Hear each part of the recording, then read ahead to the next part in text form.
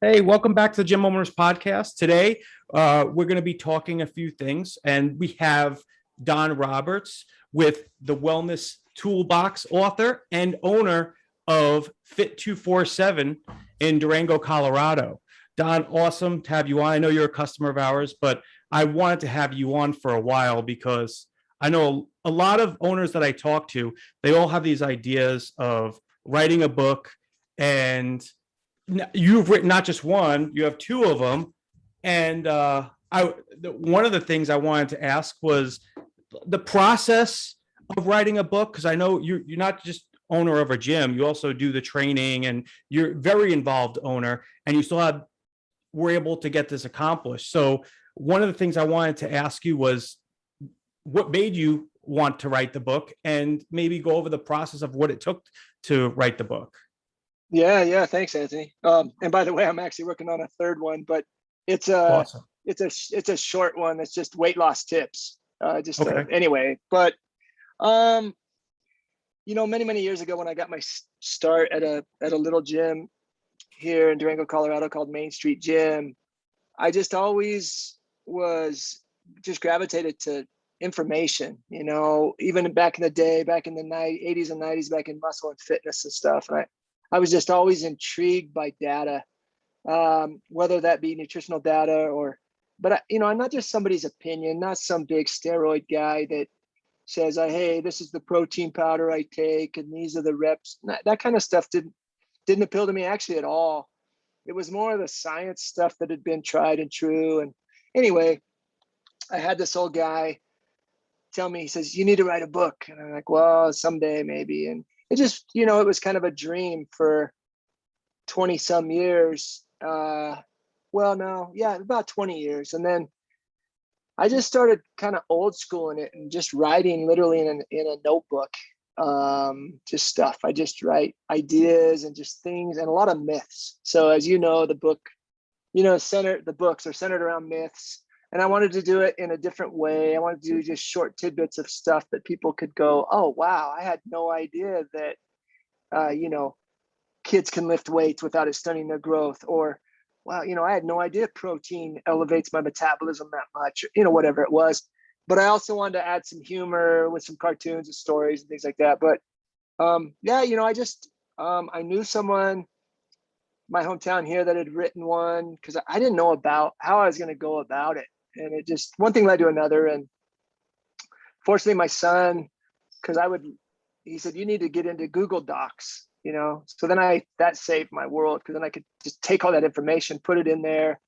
I could write from wherever I happen to be, even though, I don't travel much, even pre-COVID. But so it's just, as they say, you eat an elephant one bite at a time. It took a long time, but then the second one just kind of happened because we were shut down for a couple of months with COVID. And I said, wow, I've got this other data that I want to get out there. And so I just pushed on. I'd come into work, so for 2 months, I come in here and work 4 or 5 hours a day on it for 2 months because I didn't have a whole lot else going on.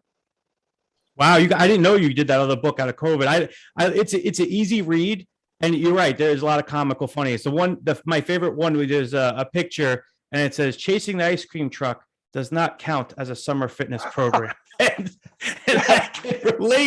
I can relate. Yeah, I was like, this guy knows it, man. Guy. I didn't know you did that on COVID, so you were able to knock that out during COVID, huh? In all fairness, I had a bit of it. I had maybe a quarter of it was kind of left over from that first book, and it just didn't, I had to stop at some point. My wife's like, you can't just keep writing this. It's going to be 500 pages, so I said, you're right. And so when I decided to do the second one, which was never even a thought, not even a thought, but after that first one, it just happened. So it's exciting. Okay. I'm really excited for this one because this one is really short. And it's just like 30 weight loss tips. And it's tried and true stuff. I've worked with hundreds and hundreds of people for the last 30 years. And it's stuff that works, and it's stuff that's sustainable. In my opinion, most people do stuff that just is short term. It just doesn't last. So. Sure. Yeah, absolutely. Yeah, I'm intrigued because me, I think BS on the phone back and forth about, growing the business and just getting more memberships and stuff like that. And, that's always intriguing to me. That's kind of why I like doing these podcasts. I don't get to be in the gyms anymore. Now I'm just software. But the fun for me was actually growing the business. And that's why I like talking to a bunch of different owners.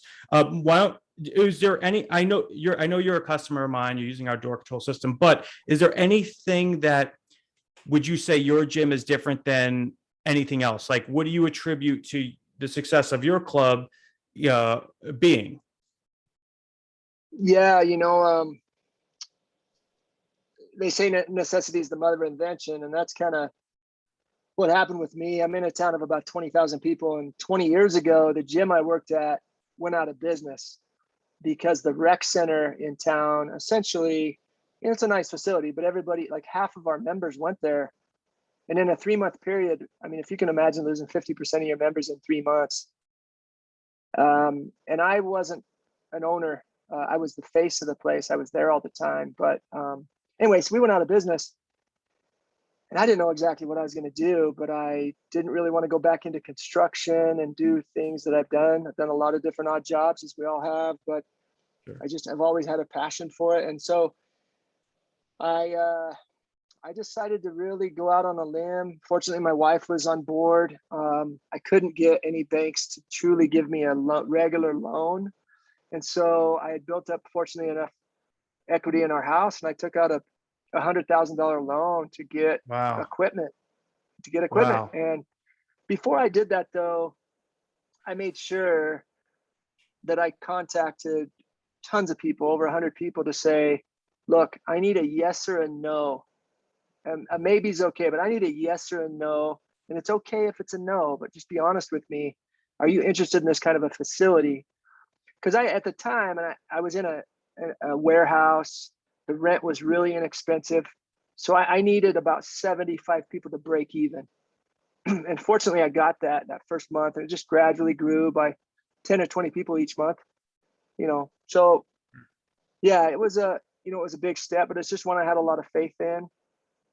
And, fortunately, things were able to work out. Yeah.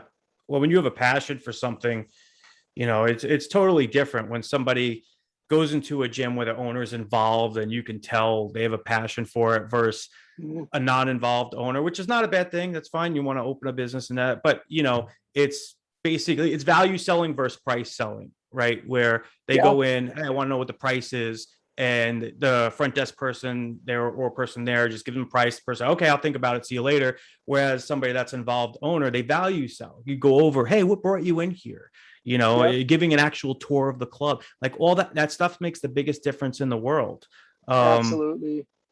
That's to answer your question, Anthony. Sorry to interrupt you. Is no. What really separates us. So I only have one club. It's our own name. It used to be called Fitness Solutions 24/7. Now it's just Fit 24/7.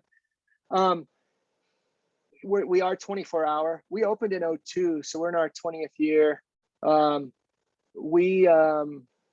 We're adult only. The 24-hour concept was very new 20 years ago, all around the country, kind of. But I've always just we pay a lot of attention to detail, whether that's friendliness, like you said, doing the tour thing. Really work hard on keeping it clean. I can't emphasize enough how important it is to keep your locker rooms, the equipment clean, because right now, especially we do something else that's pretty unique I've never seen before. And it's a cost, but it's worth it. Is every Monday I have flowers delivered. Not a giant thing, but and I put them in the ladies' room. And I can't even begin to tell you how many women over the last 20 years have said, man, that's just amazing that you do that. I'm like, well, you're worth it. And it's just awesome. It's just a nice little touch. Things like that. God. I've never heard of that before. That's awesome. The other thing I do, and it's kind of a long story, but when they do bring the bouquet, I make sure they always bring 2 roses. And then I put those 2 roses in different places in the gym that some special people that used to be here. So, it's little things like that. It's having conversations with people. It's being present. It's, you probably remember this. I sold cars many, many years ago for a short period of time, but people don't care how much you know until they know how much you care, right? Absolutely. And, Absolutely. and if you make people feel like they're part of that gym family, whoo, man, you'll have a long-term member. Absolutely. And price doesn't really matter at that much. If you show somebody that you're sincere, you want to know what brought them in, they tell you what their goals are. And if you come off as sincere that you are genuinely want to help them, it doesn't matter if you're $10 more. You don't have to drop your pants with price. They're Yeah, going to steal, absolutely. and you're Absolutely. very involved with training. Why don't you tell, is there any, how you do your training a little bit different? Is there anything that you would say is off kilter that's the normal, say, personal training that you do? I think so. I was, so I don't know, 20 some years ago, I guess got my accreditation through American Council on Exercise, and have since been to the National Academy of Sports Medicine. And, they have some similar things. I think the most important thing is, one, being very present with those people and figuring out what they want, not assuming everybody wants the same thing. Making sure you establish some goals. I sit down with them one-on-one in my office, close the door, because they may have some things that they're very uncomfortable with, their weight, or they have an eating disorder, whatever it may be. And I make sure that we go through their health history, find out what their goals are, why they want those goals. Like, are they just wanting this? Do they just want to lose 30 pounds because they're getting married? Or do they really want this for a lifetime thing?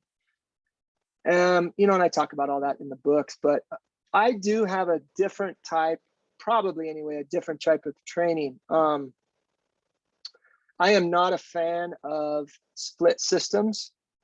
Usually, I'll say usually, there's about 4 different programs I work with, but one of the main things that I do with the majority of people, and this is true even if it was a professional athlete, even if somebody in a bodybuilding, believe it or not, natural bodybuilder, is to do 3 full body workouts per week.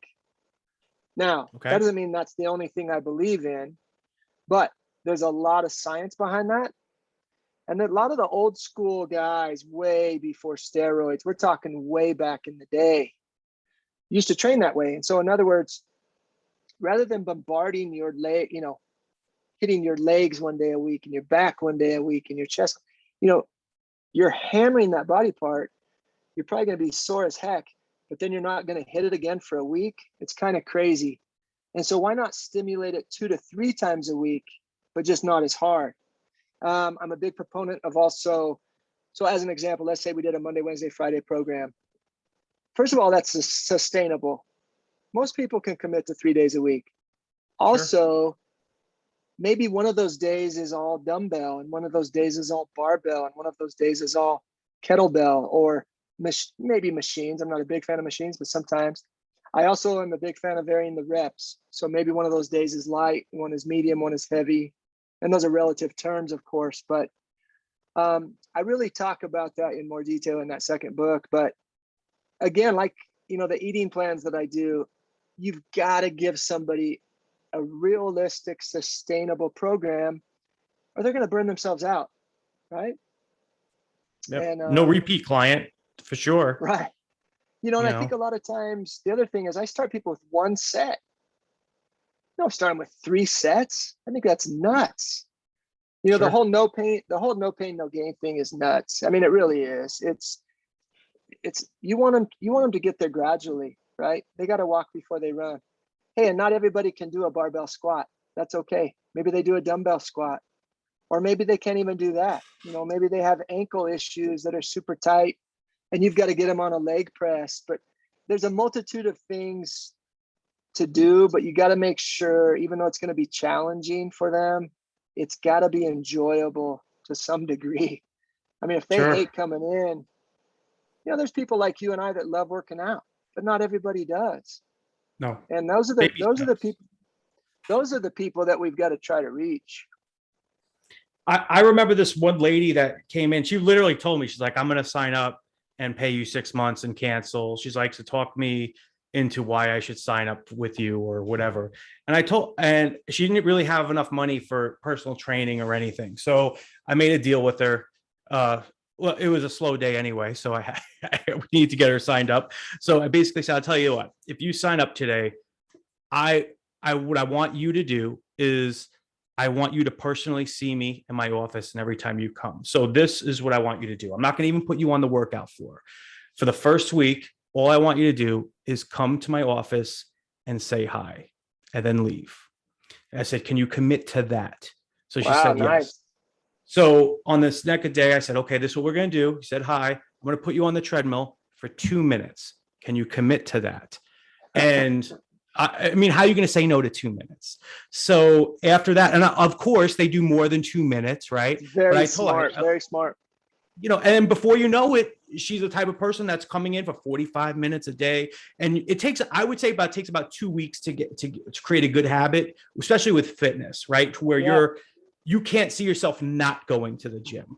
Now, I know a lot of gym owners that if you're watching this, and I talked with you before the podcast, most of us, it was always a dream of us to be working in a gym because we loved fitness so much. And then once you actually have your own club, it's your love and passion starts to become the stresses in your life. And you start to be that person at the end of the day, you want to just get the heck out of there. So you kind of even have to make those small baby steps, not just for your clients, but also for yourselves, because I guarantee you a lot of people watching this, I'm a good example. There's times where I get burnt out and I'm like, I'm just going to take a shower and eat dinner and go to bed.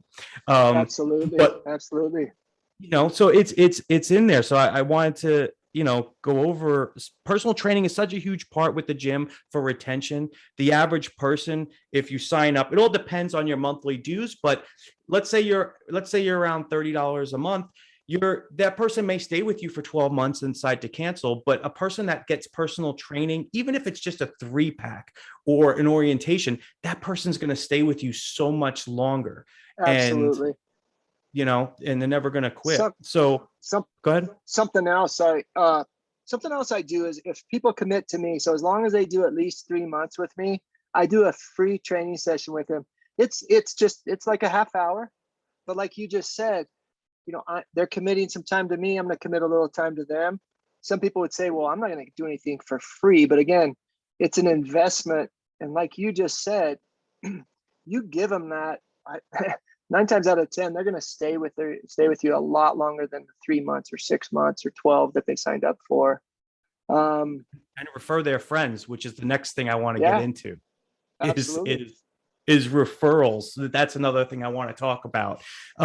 So I mean, I've tried a bunch of different things. I'll let you explain how you do your referrals, but it was a couple of things that I've tried. You name it. If it was in a book or another person said it, I've tried it. One of my, a referral that used to work really good would at point of sale. After point of sale, we had a 24-hour club as well. And that's when I would explain the rules. And if they want to bring somebody, that it's members only after hours. And if guests are normally $10 a day, but for signing up today, I would have like a guest list. And I would say you could put up to 4 people on this list. So why don't you go through your phone now, and anybody that you think you maybe want to working out with, put them down on that list, and I'll give them a free 2-week trial membership for you. So this way they don't have to pay a guest fee. I'm going to go grab your key. And it would be funny because when I would peek out the blinds in my office and they would be on their phone, and some people would even say, can I put more than 4 people? I'm like, oh, I don't know. All right. Yeah, go ahead. Go put forward the 4 people. And then I would just use that list. And maybe like 2 days later, I would call up and say, hey, Allison, this is Anthony from Lifestyle Fitness. Joe just signed up and put you on his preferred guest list. And I was just wondering if you wanted to come and pick up that free membership. What time? Does 2 o'clock or mornings work better for you? Mm-hmm. And those people would come in, and I would just do the same thing where go over if they had goals. And obviously their friend that just signed up wants them to sign up so they can have a buddy. And absolutely. And that was a referral program that worked really well. Another one that worked really well for retention that we want to play around with was if you referred somebody, we lowered your dues. So what that meant by, I put all these signs around the club that said, drop your membership as low as $9.99, right? And it caused a stir. See Anthony in the office. And people would say, well, how the hell do I get my membership down to $9.99? I'm paying $40. Like, well, every time you refer a member to sign up for a retail membership, and they're not canceling the second month or anything, I'll drop your dues by $5 and you get to keep that. And instead of, just giving out, if I, like you, I know you'll talk about you give out a free month. For me, giving out a free month was $40. So what that meant was, if I dropped their dues by $5, it takes 8 months for me to give out $40. And they sort of think twice about canceling, because let's say they referred 2 people. Okay, so now their dues are dropped by 10 and it's $30. As soon as they would cancel, I would bring up their membership, like, how'd you get $30 membership? Oh, I referred 2 people. Okay, are you sure you want to cancel? Because you're going to lose that special and you'll have to re-sign back up under $40 if you want to. And then they would say, no, go ahead, just leave it. Yeah. And I know some people go, that's crazy to drop them $5, but is it really? My memberships were $40. To them get down to $9.99, they'd have to refer to me, 6 or 7 people. So I'm getting 6 or 7 people for $40 a piece to give this one guy $10 a month membership. First of all, if somebody brought 7 people into my gym, I'd give them a free membership. Absolutely. No, I think both of those strategies, by the way, neither of which I've used, are brilliant. That's really smart marketing right there. Yeah, I really do. I'm always to spend the least amount of money. Marketing is always, there's nothing wrong with going with a marketing company, but if you really have a good gym and you have a family base, I think you guys have a lot of potential. If you mess around with some ideas, you could blow the lid off that thing, So absolutely. I don't spend a dime. I have in the past. Sure. I have. And I know for some people, it works well. And for those out there listening that maybe in the advertising world might not like me for saying this, but it just never worked for me. Radio didn't work. TV didn't work. The only time newspaper worked is if I did some massive sale where I maybe broke even. And I've done the big ones too, where this company from, I don't even know, I'm in Southwestern Colorado. These guys are out of California and they come in, they do this mega special mailer and it looks cool. And it's, it's like for $19 a month. And I got like 40 new members, but it ended up being, I don't know, it wasn't ideal. I would strongly recommend what you just said. And I'll tell you what, we may talk about this because these people don't know that for 20 years, I ran this place with pen and paper. And until I met you, which was a total accident, I didn't know. And just, we're talking a few days ago, I just sent out to my basically 600 members a group text, which isn't, they don't see each other's name. For this weight loss challenge I'm doing, I got back like, oh my gosh, like 200 responses. And I said, look, I'm only doing it for 20 people. And I've already got them signed up. It's $300 a piece to do it. And there's some prizes and I'm going to do all kinds of stuff for it. But, point being that there's just numerous things you can do in-house, like you said, whether it's referrals or whatnot, that just got to be creative. Yeah, absolutely. I'm glad you brought that up too, because I've pen and papered a club before, and I know the ideal, like to me, when we first started talking, I know in your mind, you're like, oh, this guy is just a sales guy that's trying to get me to use software. But I was trying to, say like, I pen and papered a club before. When you pen and paper a club, you can only get it to a certain point. Then it starts to become a revolving door. And this isn't trying to be an infomercial to sell Gym Insight. This is straight up me and you talking. And I think, a lot of people, you're trying to lower costs everywhere you can in pen and papering. But I've always been one to say, you don't want to cut money on things that make you money and help grow the business, because you are a very involved owner. And once you have like organization, whether it be us or another software company, you could grow that business to 1,000 members, 2,000. It doesn't matter because it's the same to you. And you have that automation now. So that I'm glad the texting worked really good. Another thing that I want to bring up, because I know the Zoom reading is probably going to only go to an hour, is the website signups, because we never, you really never did that. And I know there's a lot of people that are watching this that are adamant about not doing website signups because they have this idea saying, if I show price, I'm going to lose somebody. If they're serious, they're going to come in. And I think so much the opposite of that. If you do not have a web presence or a ability, you're missing the low-hanging fruit, because there are people today's day and age with their social media and there's all these motivational videos. There are those people that just watch the motivational video of somebody losing 40 pounds. And if you don't have that ability to sign up online, they are online because they're in that moment. They're hot. They're like, I'm going to lose 40 pounds too, or whatever it is. Yep. If you don't have that web sign up, the next day when they wake up, they're not in that mood anymore. And they'll probably be another 6 months before they walk in. So what did you notice once you started doing website signups? Tell us what you experienced once you started doing that. Oh my gosh. Well, first of all, as you may remember, it just wasn't an interest to me. I just thought, well, hey, I've never done it that way. And I just don't, you have your beliefs or whatever. And I thought, well, I'll give it a try, but I just don't see it happening. I have probably signed up close to 100 people in the last 5 months, off of my website that links into Gym Insight. It's unbelievable to me. Now, granted, I'm not saying every one of them was a 12-month or 6-month, or some of them are maybe just here for a month or 3, maybe even just a week or a day. But again, these are people that may not have seen it all. And like you said, and at first I thought, well, I don't know, maybe once in a while, but hey, it's on their mind. Boom. I mean, they can do it from their phone, from their PC. If they want to do it at 12 o'clock at night while they're sitting there eating Cheetos, they can do it. It don't matter. Yeah. And so, no, it's a game changer for me. And honestly, the other thing, even though I love, and I still, meet with these people one-on-one, my gosh, I mean, it saves me unbelievable amount of time, because as you know, I'm a one-man band. Like I have other trainers in here that work as independent contractors. By the way, that's something else that I think every gym should do. Have them pay you, don't you pay them. Rent. They pay me a percentage of what they make.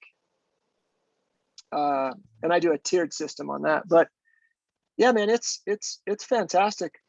I'll even have a situation, I might be leaving for the day, and it's 5 o'clock and I've got somebody standing out front like, hey man, I'm here to get in the gym. And I said, even though I probably could go to the door, I want to get home and see my family. I'm like, hey, if you just go to the website, bada boom, and then send me a quick text, or I said, I'm going to see your email come across.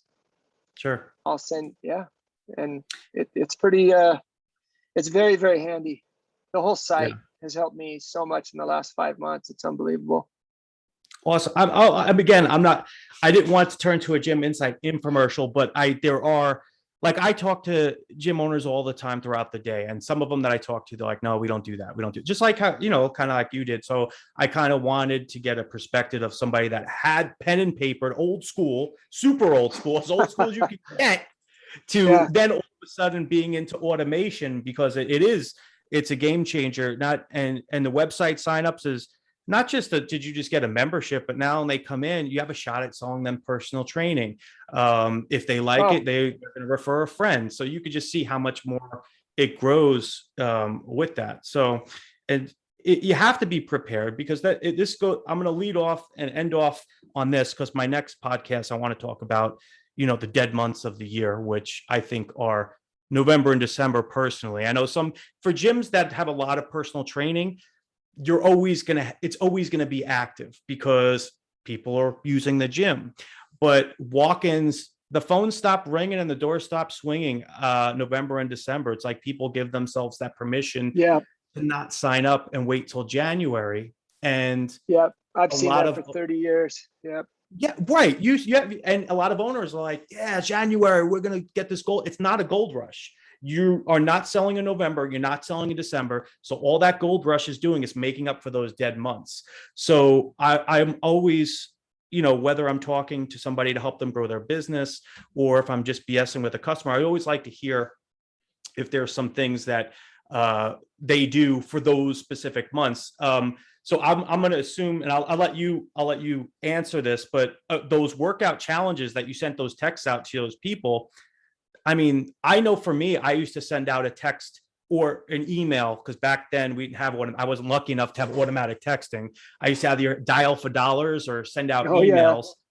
And I would go for my canceled members, and I would never say I want you to re-sign back up. I had a script where it was like a get back in the game offer or a reactivation sale where you can uncancel your membership for $9.99. And I never used the term re-sign back up because in somebody that canceled, in their mind, their thought process, oh, I got to go down, I got to uncancel. I said, would you like to uncancel? It's only $9.99 today, and I just got to put a new card on file. Oh, what does it take? Oh, just click uncancel, go to new payment, put a card on. I just added $25 in dues on, like that. So that's stuff that like I used to do in November and December to make up for those walk-ins because the bills don't stop coming. Is there anything that you used to do for those ghost town months, as I call them? Man, I mean, I think that's a great idea what you're talking about. Maybe doing some challenges. Sometimes I mean, it's just can be really difficult, right? Because a lot of people may be going out of town, or like you said, or I think you said, giving themselves that break. It's like, I'll just wait. I'll just wait till the first of the year before I join that gym. Or I think a Facebook presence can be very helpful too. And I do mine both, my personal one and friends. And I'm fortunate to know a lot of people around our community, but I just sent something out last night on both of mine. It just said, why are you waiting? Don't wait till January 1st. What's the point? And it actually was kind of a cool statue thing of this really fit guy from the waist up, and from the waist down, he was huge, and he was chiseling away all of his body fat. Gotcha. And Yes. I think sometimes just the education, or sending those things out, like you said, if it's those canceled members or whatever, there's a lot of creative ways to do it without spending much money. Yeah. Don't get me wrong. I'm not against marketing companies because there are people that try to do creative ways and it doesn't work because it could be their gym, the competition, the area. They may have not a lot of people in town. So I want to be clear. I'm not against marketing companies. I think if you're somebody that's an uninvolved owner, you're not there all the time, or you have like college kids running the club, marketing, definitely, there's nothing wrong with it.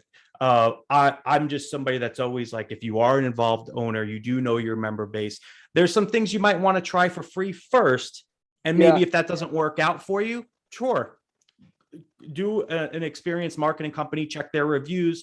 There's plenty of fitness ones out there, but definitely you want to go with the market within your own member base first, because those are such leads. And we all know those cancellations from moving aren't really 90% of them. They're not moving. They're just telling you that they're moving because when they walk into the club, there's such a defense wall up. They're embarrassed first of canceling. They're scared of you of being talked out of canceling. So the first thing that they tell you when you ask them why they're canceling is, I'm moving, because there's nothing you could combat about that. Even if Don, even if you talk to that member and you strike up a really good conversation to the point where she's second guessing, she's still not going to uncancel because now she's going to look like a liar, and people don't want to do that. So a good thing that I used to do, I always used to look at cancellations as another chance of selling training. So I would ask them if they're, as soon as they were interested in canceling, I had a desk outside. I had an office, but I also had a desk on the floor because that's when I would do my price presentation and closing. The office was really for if personal training, or if I'm asking questions that are kind of that they feel would be embarrassing out there. On the floor, I always did my closing because you have the energy on the floor, people on the ellipticals, you're working out. And it was a lot easier to make a sale on the floor than in the office where it felt like a car deal. So as soon as the person said the word canceling, first thing I would do, I didn't want to hear anymore. I said, absolutely, come right here. Let's look. Let me help you with that. So boom, wall goes down. they already think, oh, this is easy. Okay. Yeah. I go to their account. I see how long they've been with us. Some will be 12 months. Some will be 6 months. Some will be 2 years. And I would say, oh, so Don, what's the main reason you're canceling today? Is it just you're not using it? And usually everybody would say, yeah, I'm just not using it. I would click out of that cancellation box, go back to their account and say, Don, you've been with us for 24 months. I would really hate to see you leave just because you decided that you weren't using it right now. Why don't you let me give you a month on me? I'll give you a free orientation with a trainer. And I'm assuming you still have those goals that you wanted to achieve when you first signed up 2 years ago, right? Yes. Okay, great. Well, let me set you up with an orientation. This month's on me. You don't have to pay for it. And if you still decide that you don't think you could get here to achieve those goals that you want, we'll cancel you off, no problems. You could even call me up. And a lot of times they would stay. The orientation sometimes would sell the training afterwards. So it was all because there's a lot of the cancellations are so scared. Yes, there are people moving, but not 90% of the people that tell you that they're moving are actually moving. It's a little secret. Everyone knows. Yeah, no, I think that's a really good strategy. That's a really good way to, like you said, take down that wall. And I mean, and at least you're attempting and giving them the opportunity to go, oh, well, shoot, if you're going to do that, then of course I want to take advantage of You're that. taking away all the excuses, Yeah, right? You're yep. giving them a free month. You're giving them free training. They just admitted they still have those goals, so Yeah. at least you have a fighting shot with them. And I used to cringe when I would go into clubs and I would see the front desk girl or guy or whatever they want, so whatever, and someone would say they want to cancel, and the first thing out of their mouth is like, oh no, why would you do something like that? Boom, wall 10 feet higher, Yeah, bigger it's than like, the border wall, and now they're definitely tell you they're going to cancel. There's no, so that's just something that I always thought to myself, there's always a way I can get this person to change their mind on this. It's just that you saying the right amount of words so they feel comfortable. But you can't change everybody, or they just may not like you, but I would say for the most reasons, it was rather successful. And it's just those people being scared of failure because let's be honest, they're having to admit that they failed at their goals, and now they're canceling, and they're canceling that they're not coming to the gym for another year till next January, Well, and it's only taking you a couple minutes to do that procedure.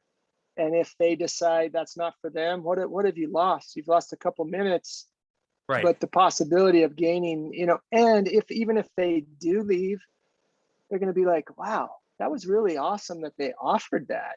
It just, again, it just keeps your reputation sound too. You don't want to be known as the guy down the block that, treats people like, what. Yeah, absolutely.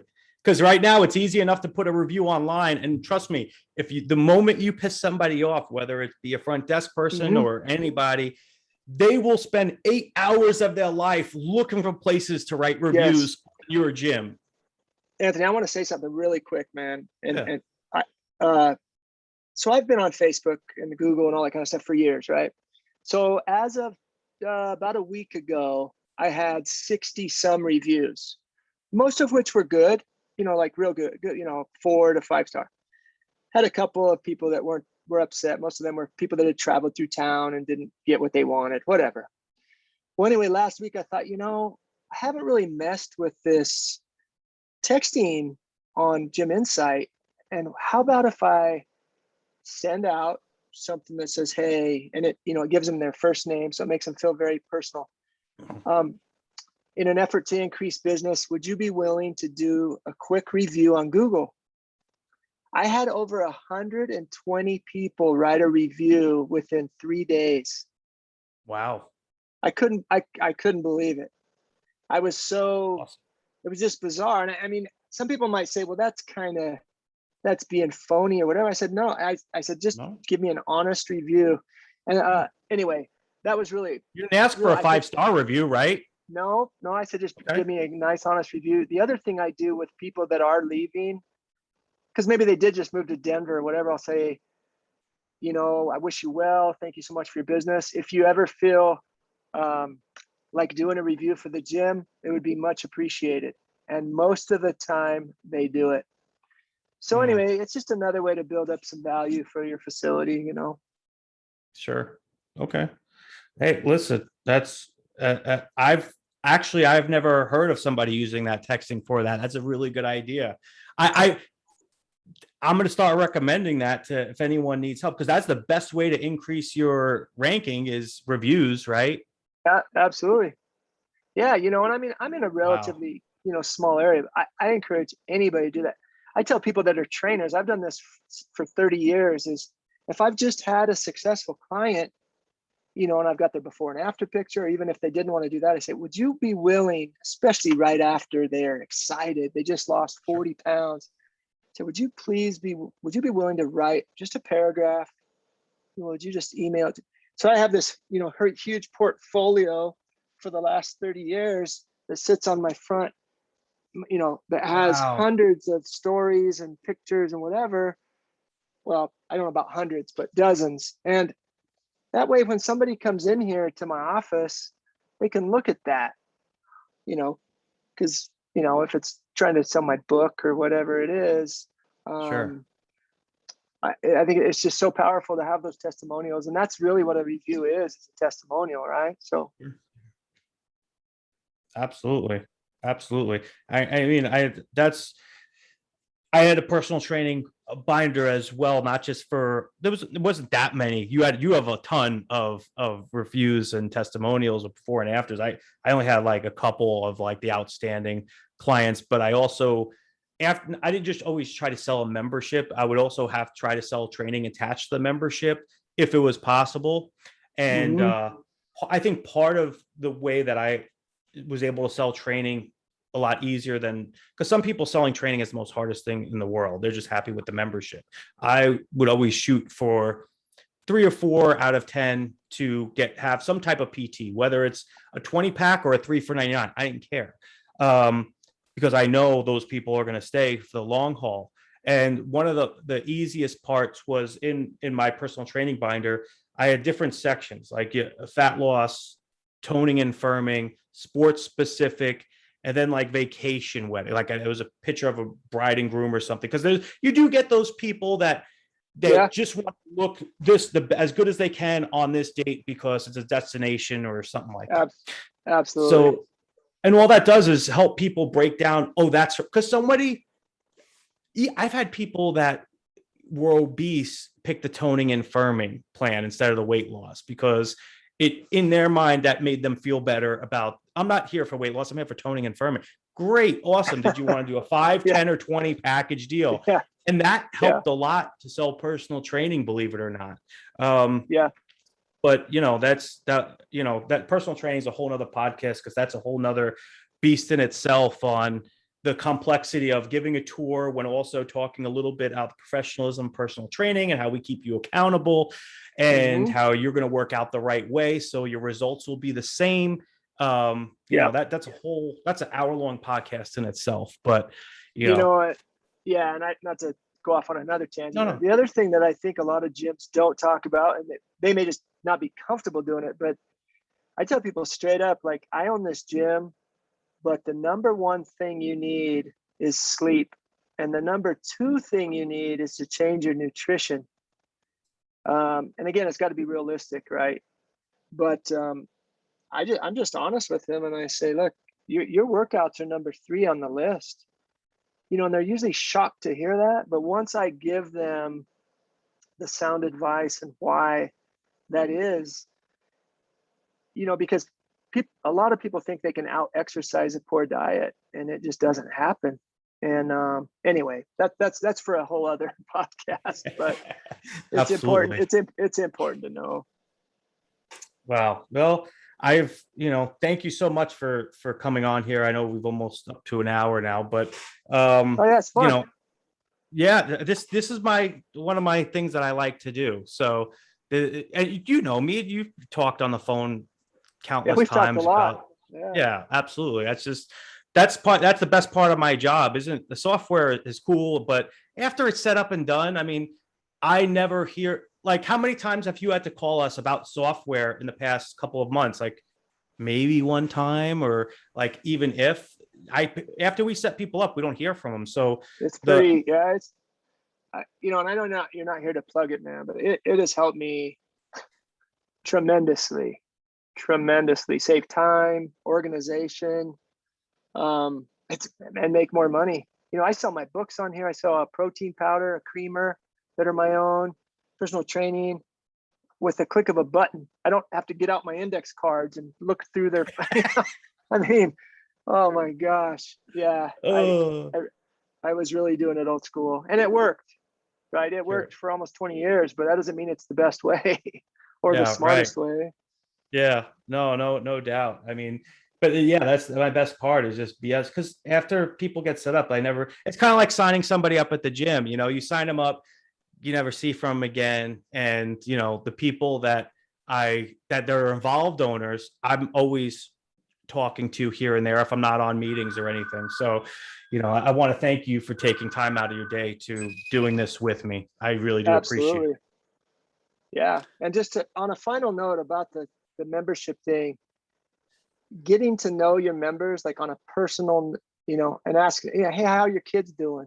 And you remember their names. I know you can't always do that, but holy cow, people, you know, again, you're making them feel like they're part of the family. Sure. Absolutely. All right. Well, Don, we want to let everyone know the name of your book again. Wellness ToolBox, 1 and 2. And they're available. It's available on, they're both available on Amazon, in hardback and in ebook.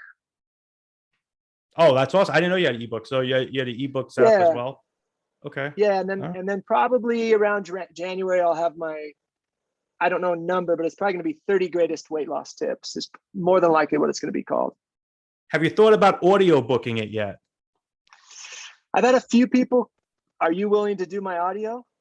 I don't think you want a horrible New York accent doing your audio book. I'm being serious. You have a great voice, and I don't want to do it. I don't think I have I don't know, but I've had a few people ask me about that. Do you like audiobooks?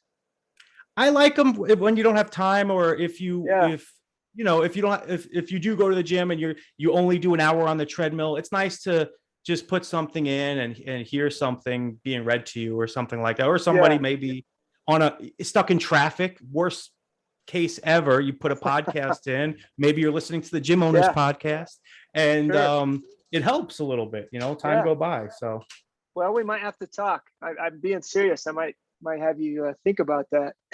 Doing my audio. You got it. No worries, my friend. They're gonna be like, I didn't know Don was Italian. Oh my God.